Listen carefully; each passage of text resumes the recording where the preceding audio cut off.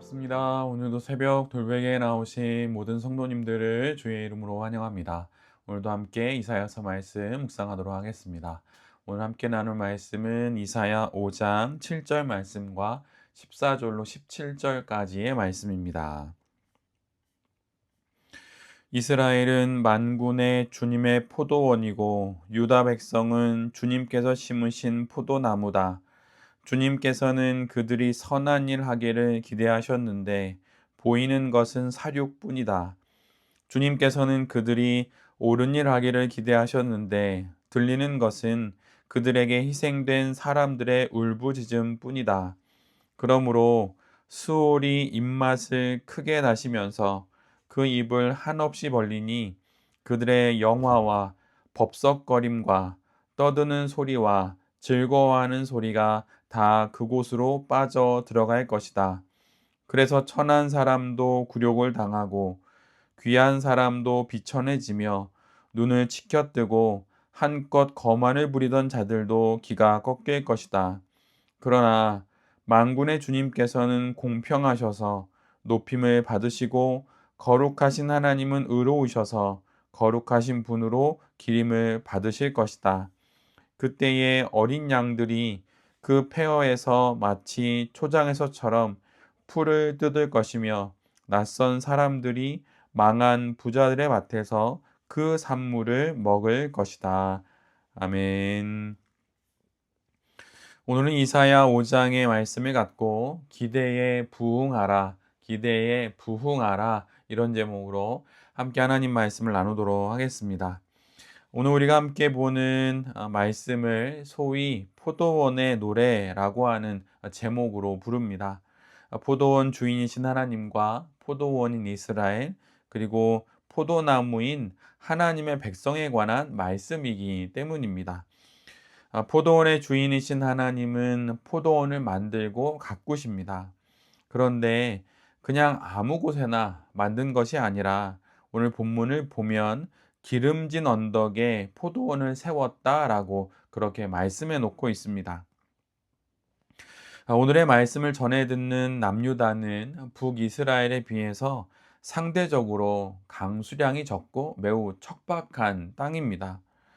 그런 남유다를 기름진 언덕에 포도원을 세웠다고 하는 것은 특별히 선별하여서 고르고 고른 땅에 그 나라를 또 포도원을 세웠다는 뜻입니다.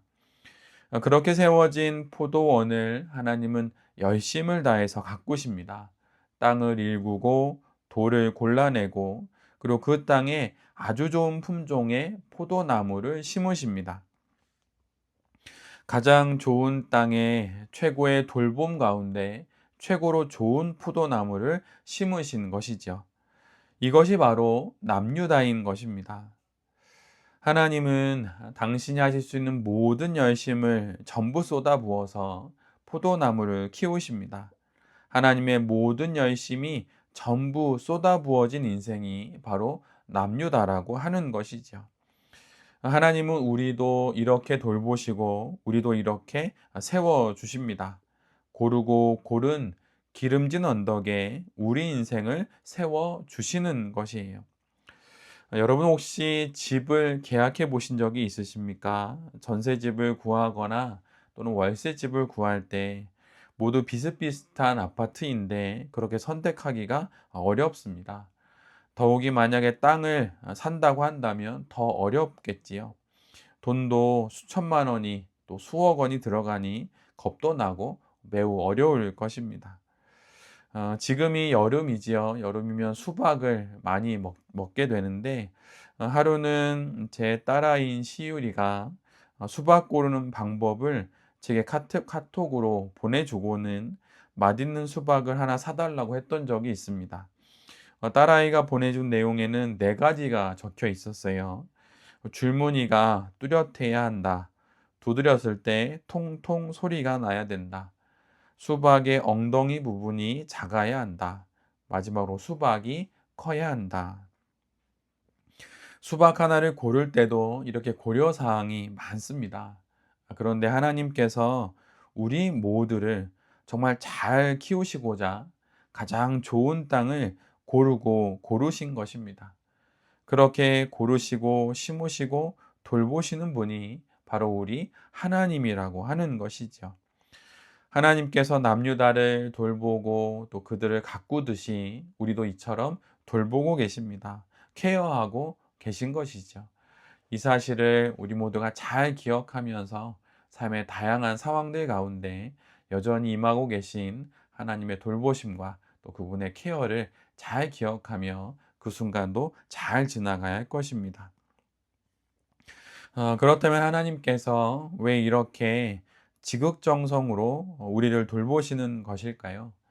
그것은 바로 우리 모두에게 기대하시는 바가 있기 때문입니다. 그 기대는 하나님께서 어떤 이익을 얻고자 하시는 기대가 아닙니다. 부모가 자녀에게 기대를 갖습니다. 그 기대는 그 자녀가 아름다운 인생을 살아가기를 바라는 마음이지, 자녀를 잘 키워서 어떤 이득을 취해야겠다 이런 것이 결코 아니지요. 한낱 사람인 부모도 그러한데 전능하신 신이신 하나님은 어떠하시겠습니까? 하나님은 우리 모두에게 기대가 있으십니다. 모든 인생, 모든 생명, 모든 이들에게 하나님은 기대가 있으십니다. 이 말씀이 얼마나 감사하고 또 놀라운 일인지 모릅니다. 인간에게 바라는 것이 있다는 그 신의 기대가 있다는 것이 정말 너무나도 감사하게 여겨집니다. 가끔 인생을 살면서 삶의 소망이 사그러들 때가 있을 수 있습니다.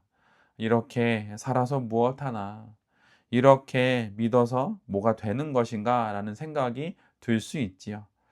내 스스로 내 자신을 돌아봐도 딱히 무엇인가 기대할 것이 하나도 없는 것처럼 보일 때가 있습니다. 그런데 그럴 때마다 우리 모두는 하나님을 바라봐야 합니다. 내게 기대를 걸고 계신 하나님을 바라봐야 하는 것입니다. 내게 기대를 걸고 계신 하나님을 바라볼 때 우리 모두에게 희망이 생기고 또 소망이 일어나게 되는 것입니다. 오늘 본문의 포도원 비유에서 그러면 하나님이 기대하시는 것은 무엇입니까? 좋은 포도나무를 심었으니 좋은 포도 열매를 거두는 것이죠. 그런데 오늘 본문을 보면 그런 남유다가 결국 맺게 되는 포도는 좋은 포도 열매가 아니라 들포도를 맺게 됩니다. 들포도의 특징이 무엇입니까? 돌보지 않아도 맺히는 포도입니다. 그 어떤 돌봄과 케어도 없이 그냥 야생에서 제멋대로 자라는 것이 들포도이지요.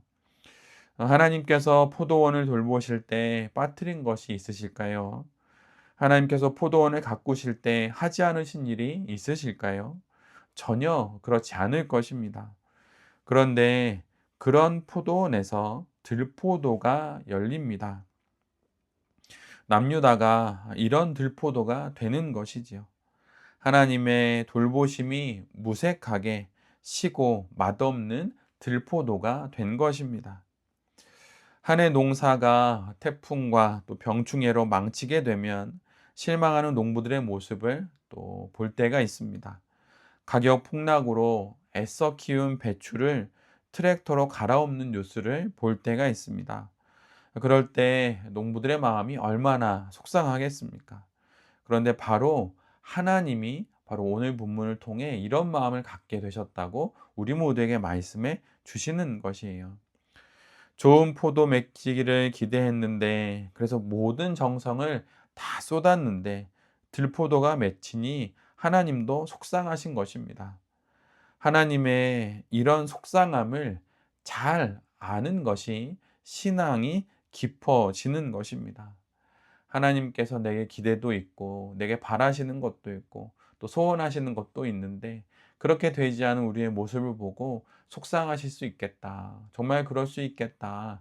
라고 하는 생각과 마음을 가질 수 있는 것이 바로 신앙이 깊어지는 것입니다. 오늘 본문을 보면 이렇게 들포도가 되어버린 남유다를 보고 하나님께서 하시는 일이 있습니다. 포도원 울타리를 걷어내시는 것이에요. 즉 모든 보호를 걷어가시는 것이죠. 그리고 더 이상 밭으로 못 쓰게 만드십니다. 모든 기능이 상실된다는 뜻입니다.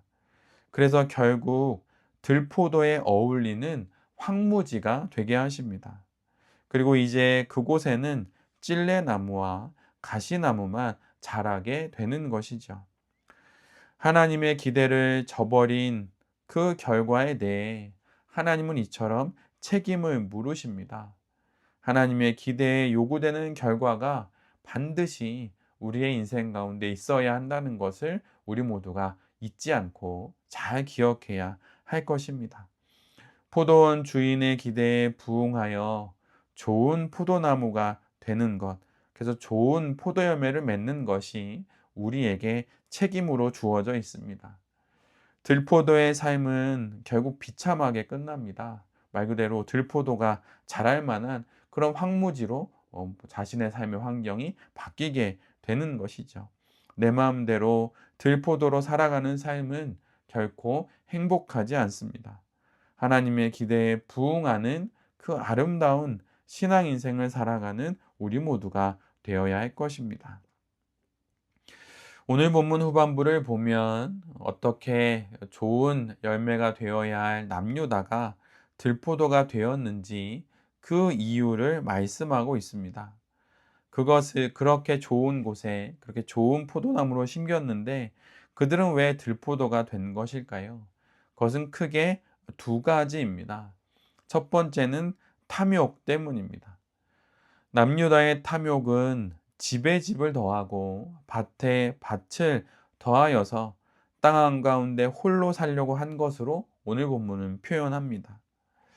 얼마 전에 지방선거를 앞두고 서울의 한 구청장이 소유한 집이 40여 채가 넘는다는 보도가 있었습니다. 말하자면 이와 같다고 할 수 있을 것입니다. 돈에 돈을 더하고 부에 부를 더해서 혼자만의 철옹성을 세워서 그 안에서 혼자 살겠다는 마음이 바로 탐욕입니다. 그런데 이 탐욕의 결과가 무엇입니까?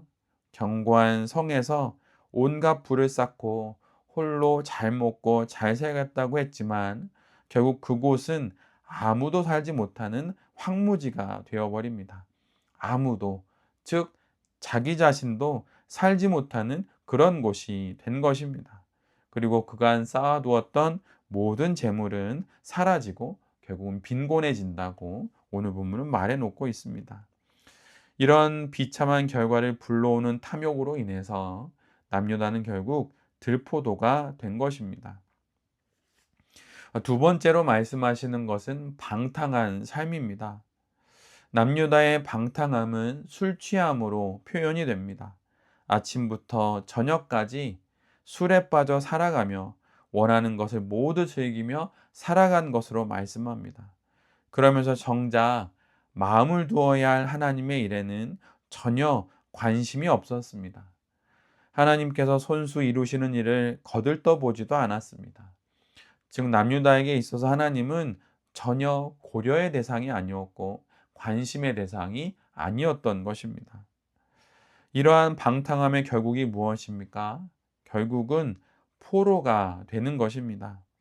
굶주림과 갈증으로 목이 타는 그런 신세로 살아갈 수밖에 없는 포로가 되는 것입니다.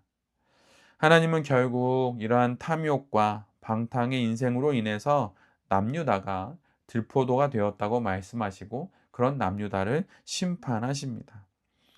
하나님의 백성에게 마땅히 있어야 할 거룩과 경건, 세상 속에서의 정의와 공의를 상실함으로 인해 가장 좋은 조건 속에서도 결국 들포도가 된 인생이 바로 이러한 최후를 맞게 되는 것입니다.